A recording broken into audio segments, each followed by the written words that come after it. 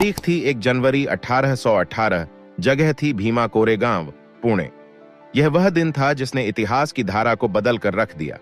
उस दिन एक तरफ थी पेशवा बाजीराव द्वितीय की विशाल सेना, 28,000 से भी अधिक सैनिक, जिनमें पैदल सैनिक, घुड़सवार और तीरंदाजों की तगड़ी टुकड़ियां शामिल थीं। एक ऐसी सेना जिसे देखकर दुश्मन का दिल कांप जाए। दूसरी ओर थी ब्रिटिश आर्मी, लेकिन यह महज ब्रिटिश आर्मी नहीं थी। इसमें शामिल थे वे योद्धा जो हर अन्याय और अत्याचार के खिलाफ अपनी जान की बाजी लगाने को तैयार थे। ब्रिटिश सेना में कुल 834 सैनिक थे, जिनमें से 500 महार जाति के वीर योद्धा थे। ये महार सैनिक ही थे जिन्होंने अपने साहस, शौर्य और अदम्य आत्मबल से इतिहास में इस युद्ध को अमर कर दिया। पेशवा की विशाल सेना देखकर अंग्रेज अफसरों का भी मनोबल डगमगा गया था। हजारों सैनिकों के मुकाबले चंद सिपाही, लग रहा था जैसे हार निश्चित हो। लेकिन महार रेजिमेंट के इन योद्धाओं ने हार मानने से इनकार कर दिया। भीमा नदी के किनारे इन सैनिकों ने एक ऐसा संग्राम छेड़ा जिसकी गूंज इतिहास में सदियों तक सुनाई देगी। जब युद्ध शुरू हुआ, महार सैनिक भूखे शेरों की तरह पेशवा की सेना पर टूट पड़े। एक एक महार सैनिक 100-100 पेशवा सैनिकों पर भारी पड़ रहा था। उनका साहस, उनकी शक्ति और उनका आत्मविश्वास पेशवा की सेना पर कहर बनकर टूटा। दिन भर युद्ध चला। हर हमला, हर वार महार सैनिकों के हौसले को और ऊंचा कर रहा था। आखिरकार रात होते होते पेशवा की सेना का मनोबल पूरी तरह टूट गया। वह विशाल सेना जो कभी अजेय मानी जाती थी, घुटनों पर आ चुकी थी। यह जीत सिर्फ एक युद्ध की जीत नहीं थी। यह अन्याय, भेदभाव और अत्याचार के खिलाफ समानता और आत्मसम्मान की जीत थी। भीमा कोरेगांव की इस जीत ने न केवल महार रेजिमेंट की बहादुरी को अमर कर दिया, बल्कि यह लड़ाई दबे कुचले वर्गों के आत्मसम्मान और स्वाभिमान की प्रतीक बन गई। 1 जनवरी 1818 का दिन भारतीय इतिहास में साहस और अदम्यता की मिसाल के रूप में दर्ज है। यह वह दिन था जब मुट्ठी भर महार सैनिकों ने हजारों की पेशवा सेना को पराजित किया। इस घटना ने पुणे जिले के भीमा कोरेगांव को इतिहास और दुनिया के नक्शे पर एक विशेष पहचान दी। इस महान युद्ध के बाद अंग्रेजों ने महार सैनिकों के असाधारण साहस को सम्मानित करने के लिए भीमा कोरेगांव में एक युद्ध स्मारक का निर्माण कराया। इस स्मारक पर उन महार सैनिकों के नाम दर्ज हैं जिन्होंने इस संघर्ष में अपना अदम्य साहस दिखाया और इतिहास रच दिया। इस लड़ाई ने न केवल महार सैनिकों की वीरता को अमर कर दिया, बल्कि उस समय के सामाजिक और राजनीतिक परिदृश्य को भी बदलने का संकेत दिया। बड़ा सवाल यह है कि महार सैनिकों में पेशवा शासन के खिलाफ लड़ने का इतना साहस और शक्ति कहां से आई? ऐसी कौन सी प्रेरणा थी जिसने उन्हें अपने प्राणों की परवाह किए बिना युद्ध के मैदान में कूदने को मजबूर किया? महार सैनिकों की यह शक्ति उनके लंबे समय से झेले गए अत्याचारों और भेदभाव के खिलाफ उनकी दृढ़ इच्छा शक्ति का परिणाम था। 19वीं शताब्दी में पेशवा शासन भारतीय इतिहास के सबसे क्रूरतम और अमानवीय कालों में से एक था। मराठा साम्राज्य के अंतर्गत ब्राह्मण पेशवाओं ने सत्ता पर कब्जा किया और उनके शासन ने समाज के शूद्र वर्ग के लिए भयावह यातनाओं का दौर शुरू किया। पेशवाओं ने मनुस्मृति जैसे जातिवादी और विभाजनकारी सिद्धांतों को कठोरता से लागू किया। समाज में शूद्रों की स्थिति इतनी दयनीय बना दी गई कि उनके लिए सामान्य जीवन जीना भी कठिन हो गया। शूद्रों को अपमानित करने और उनके मानवीय अधिकारों को कुचलने के लिए क्रूर नियम बनाए गए। शूद्रों को गले में एक हांडी टांगना अनिवार्य किया गया था ताकि वे जहां जाएं, थूक उसी में गिरे और भूमि या ब्राह्मणों को अपवित्र न करें। साथ ही उन्हें कमर पर झाड़ू बांधने के लिए मजबूर किया गया ताकि उनके पैरों के निशान मिटते जाएं और किसी ऊंची जाति के व्यक्ति के रास्ते में उनकी छाया भी न पड़े।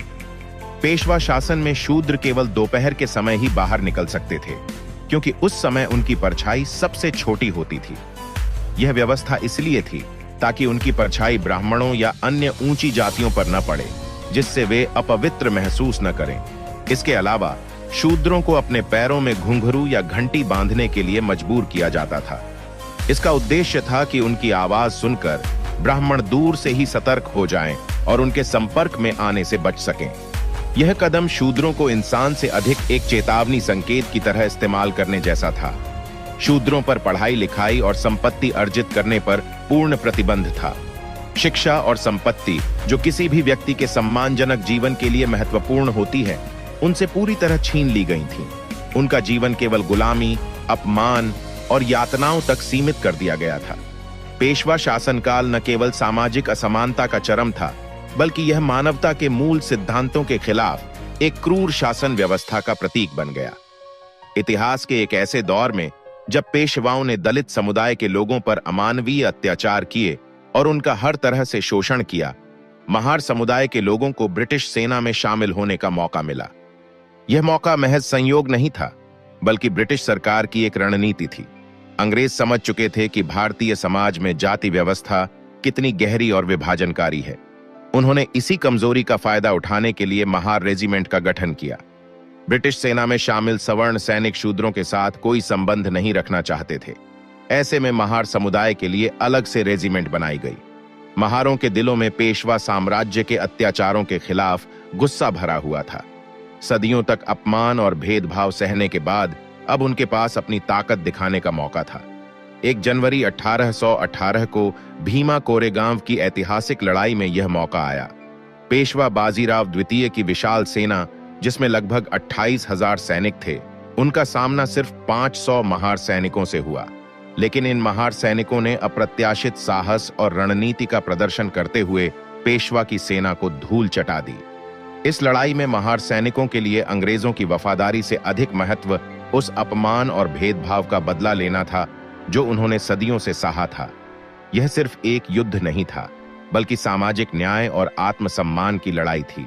इस विजय ने न केवल महार समुदाय की शक्ति को दिखाया, बल्कि यह भी सिद्ध किया कि न्याय और समानता के लिए लड़ने का जज्बा किसी भी सेना से बड़ा हो सकता है।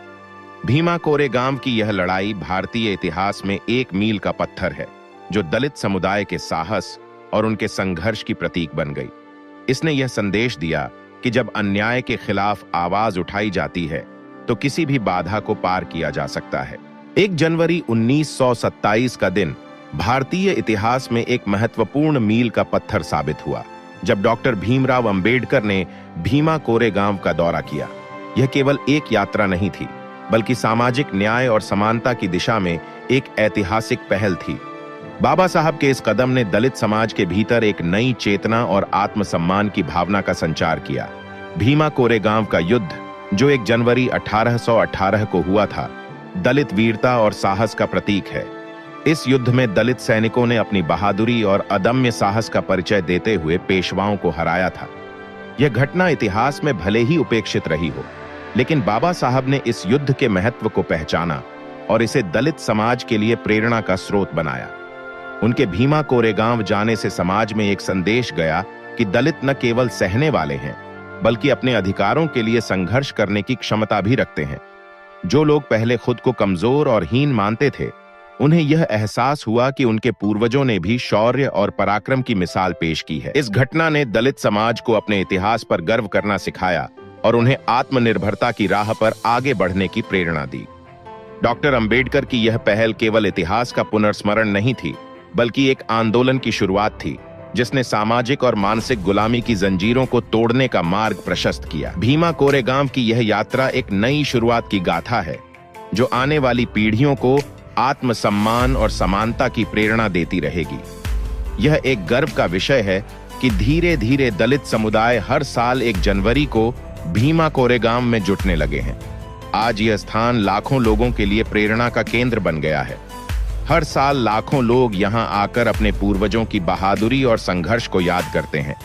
लेकिन कुछ ब्राह्मणवादी ताकतें इस ऐतिहासिक घटना को तोड़ मरोड़ कर प्रस्तुत करने की कोशिश करते हैं। वे इसे अंग्रेजों की जीत का उत्सव बताकर भ्रम फैलाते हैं। ये सवाल उठाते हैं कि आजाद भारत में अंग्रेजों की जीत का जश्न क्यों मनाया जा रहा है। इन सवालों के जरिए मनुवादी मीडिया और ब्राह्मणवादी मानसिकता के लोग भीमा कोरेगांव की ऐतिहासिक लड़ाई को अंग्रेजों की लड़ाई साबित करने की साजिश रचते हैं। असलियत यह है कि भीमा कोरेगांव की लड़ाई अंग्रेजों की नहीं, बल्कि पेशवाओं के खिलाफ महार समुदाय के गुस्से और साहस की जीत थी। यह लड़ाई उन अत्याचारों के खिलाफ थी जो पेशवाओं द्वारा दलित समाज पर किए गए थे। यह संघर्ष उनके आत्मसम्मान और अधिकारों के लिए था, और इस लड़ाई ने दलित समाज को एक नई दिशा